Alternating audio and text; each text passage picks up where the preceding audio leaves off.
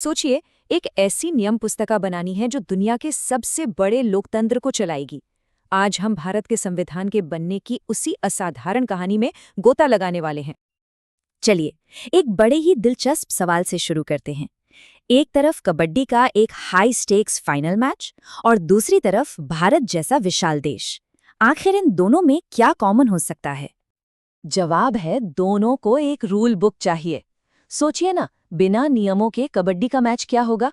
बस धक्का मुक्की, एक तरह का केओस, है ना? ठीक यही बात एक देश पर भी लागू होती है।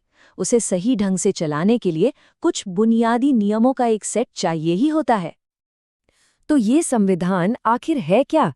सीधे शब्दों में कहें तो ये है वो अल्टीमेट रूल बुक।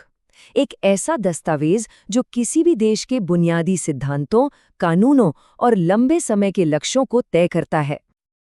अब जरा उस दौर में चलते हैं। साल था 1946। भारत को अभी-अभी आजादी मिलने वाली थी।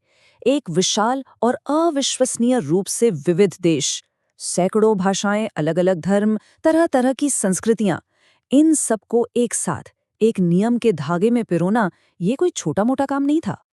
तो सवाल उठता है कि ये हुआ कैसे? किसने किया ये नामुमकिन सा काम? चलिए इस ऐतिहासिक सफर पर निकलते हैं जिसने हमारे देश की पहचान बनाई। देखिए, इस सफर में वक्त तो लगना ही था। कहानी शुरू होती है दिसंबर 1946 में, जब संविधान सभा बनी। फिर 1947 में हमें आज़ादी मिली और काम में और तेजी आ गई। करीब-करीब 3 साल की कड़ी मेहनत, बहसों और चर्चाओं के बाद नवंबर 1949 में जाकर ये ब्लूप्रिंट तैयार हुआ।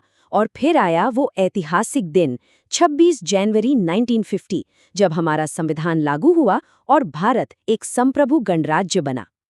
और इस कहानी के एक मुख्य हीरो थे डॉक्टर B.R. अम्बेडकर। उन्हीं की अध्यक्षता में बनी ड्राफ्टिंग कमेटी ने संविधान का पहला ड्राफ्ट तैयार करने की बहुत बड़ी जिम्मेदारी निभाई थी। तो ये जो ब्लूप्रिंट बना, ये आया कहाँ से? क्या ये किसी एक सोच का नतीजा था? नहीं, बिल्कुल नहीं। ये तो कई अलग-अलग सोर्सेस का एक संगम था, जिसके 3 मेन इंग्रेडिएंट्स थे।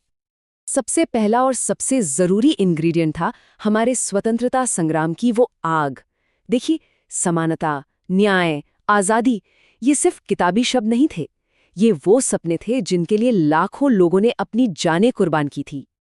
दूसरा इंग्रेडिएंट था हमारी अपनी विरासत, हमारी हजारों साल पुरानी संस्कृति, वसुधैव कुटुंबकम, यानी पूरी दुनिया एक परिवार है जैसे महान विचार। इन सबको हमारे संविधान में बड़ी खूबसूरती से जगह दी गई।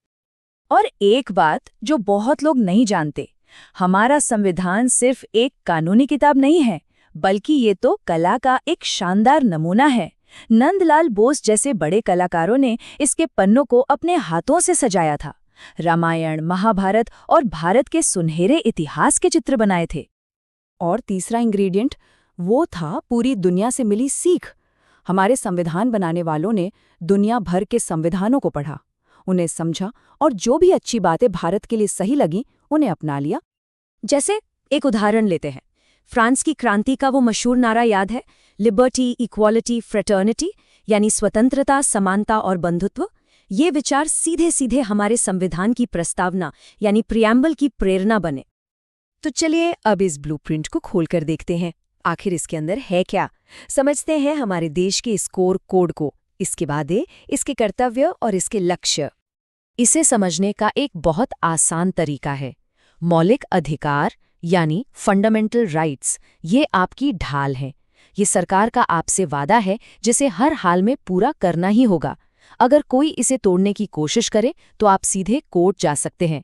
दूसरी तरफ है निर्देशक सिद्धांत यानी डायरेक्टिव प्रिंसिपल्स। ये एक ध्रुव तारे की तरह है जो देश को रास्ता दिखाते हैं। ये वो लक्ष्य हैं जिन्हें हमें हासिल करना है। ये सख्त नियम नहीं बल्कि एक गाइडलाइन है। बिल्कुल, अधिकार हैं तो जिम्मेदारियां भी हैं। संविधान हमसे यानी देश के नागरिकों से भी कुछ उम्मीदें रखता है। ये हैं हमारे मौलिक कर्तव्य, जो एक कंपास की तरह हमें सही राह दिखाते हैं, जैसे संविधान का सम्मान करना, देश की रक्षा करना और अपनी शानदार विरासत को संजो कर रखना। और अब आते हैं सबसे जरूरी बात पर, हमारा संविधान कोई पत्थर की लकीर नहीं है जिसे बदला नहीं जा सकता। नहीं, ये एक लिविंग डॉक्यूमेंट है, एक जीवंत दस्तावेज जिसे समय के साथ बदलने और बढ़ने के लिए ही बनाया गया है। ये आंकड़े खुद इसकी कहानी बताते हैं। जब संविधान लागू हुआ था तो इसमें 22 भाग और 8 अनुसूचियां थीं, और आज इसमें 25 भाग और 12 अनुसूचियां हैं। ये बदलाव ही दिखाता है कि हमारा संविधान वक्त के साथ कदम से कदम मिलाकर चल सकता है।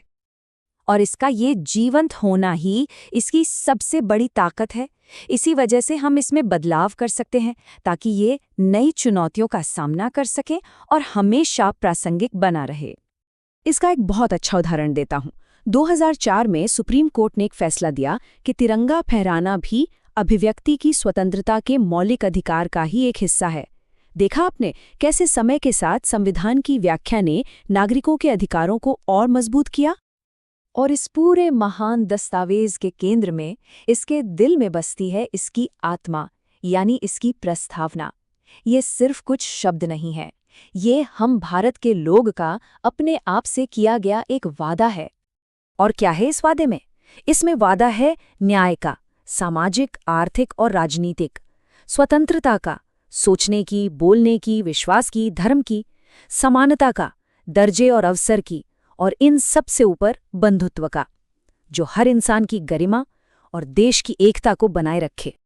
तो देखिए, हमारे संस्थापकों ने तो अपना काम कर दिया, उन्होंने हमें ये ब्लूप्रिंट दे दिया। अब गेंद हमारे पाले में है। सवाल ये है कि आज हम भारत के लोग इस ब्लूप्रिंट पर कैसा राष्ट्र बना रहे हैं, और ये एक ऐसा सवाल है जिसका जवाब हम सबको मिलकर खोजना होगा।